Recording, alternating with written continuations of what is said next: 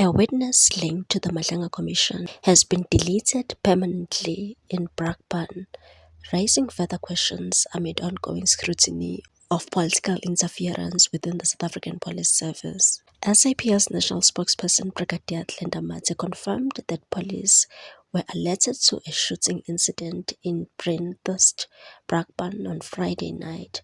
Officers were en route to the scene at the time of her confirmation. The identity of the slain witness has not yet been established, and police say investigations are underway. The fatal shooting comes just hours after suspended Police Minister Senzo Mchunu endured 2 days of intense cross-examination at the Madlanga Commission. His testimony centered on his controversial decision to disband the political killings task team, a move that has sparked widespread concern given the rise in politically linked violence in recent years. Mchunu's grilling followed explosive revelations by KwaZulu-Natal Police Commissioner Lieutenant General Nhlanhla Mkhwanazi, who detailed instances of political interference in Operation Policing. During his appearance, Mchunu conceded that National Police Commissioner Fanny Masemula, whom he described as having a good relationship with, should have been the primary advisor on the fate of the PKTT. Instead, he shut down the specialized unit without prior consultation with senior SAPS leadership.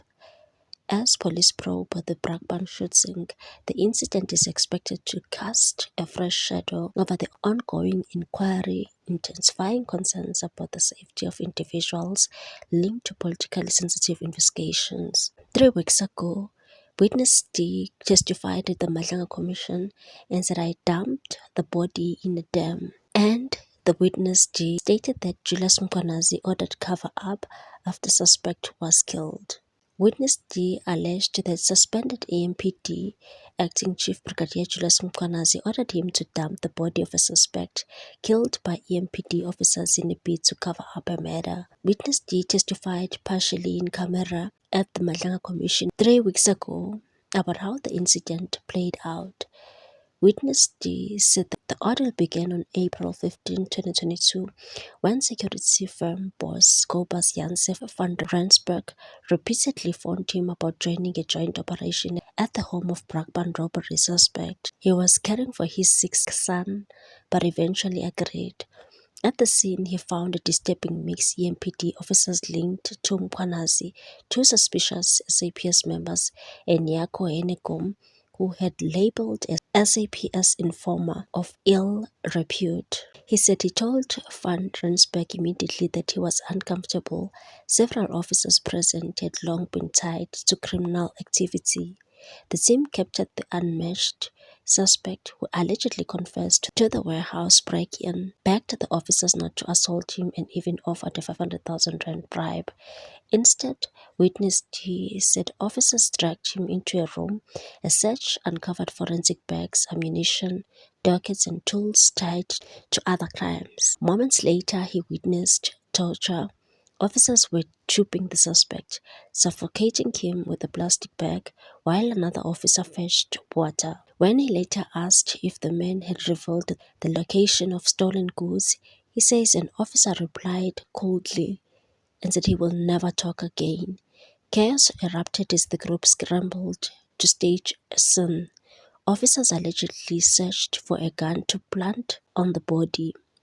One said he would call crime intelligence boss Feroz Khan to fix this. Henegom added that the chief would handle the fallout. Meanwhile, the retired EMPD Deputy Chief Trevor Spice also told the commission that Julius Mkhwanazi was allegedly called by his own SWAT team to assist in cleaning a murder scene in Brakpan. Upon his arrival, a dark tracksuit, according to Witness D, Mkhwanazi issued an unmistakable order. The body needed to be dumped, preferably in a mineshaft or a dam.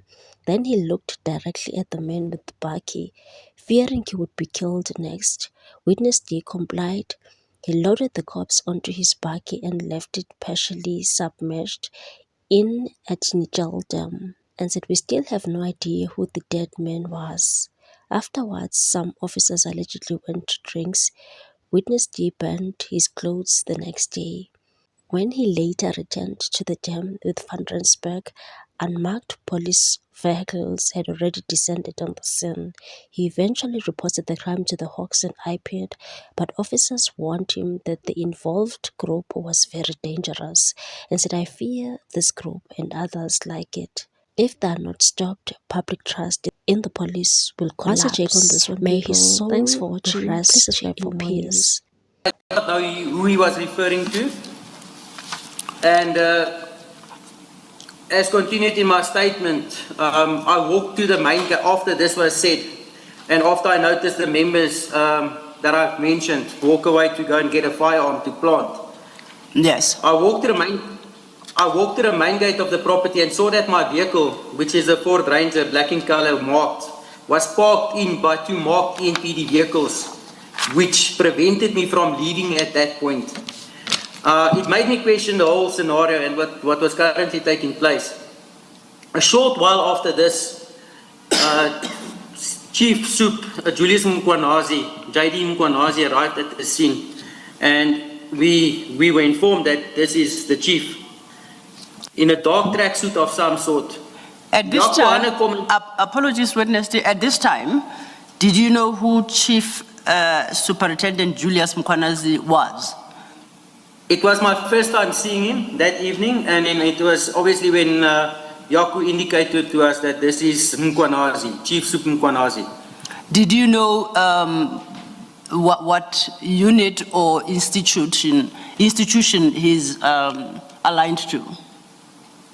From the system, I understood that he was EMPD or Metro Police. EMPD, you say?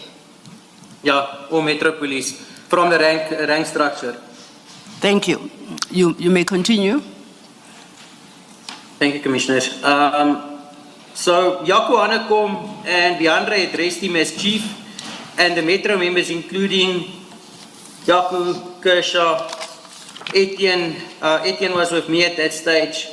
So the Metro members, they all had a meeting with the soup away from myself and Etienne. Shortly afterwards, they returned to where we were. JD Mkwanazi said that we needed to throw the suspect's body into a mine shaft or dump it into a dam. As he said this, he looked at me. Viandre then in turn informed me that I must take the body and dump it. They will show me where and that I should relax. Since my vehicle is marked, Viandre said it won't attract any attention. I was directed by Viandre at this stage where to park my bakkie next to the front door. That is as you come in from the main gate. I was escorted to my vehicle by two EMPD members and told where to park it.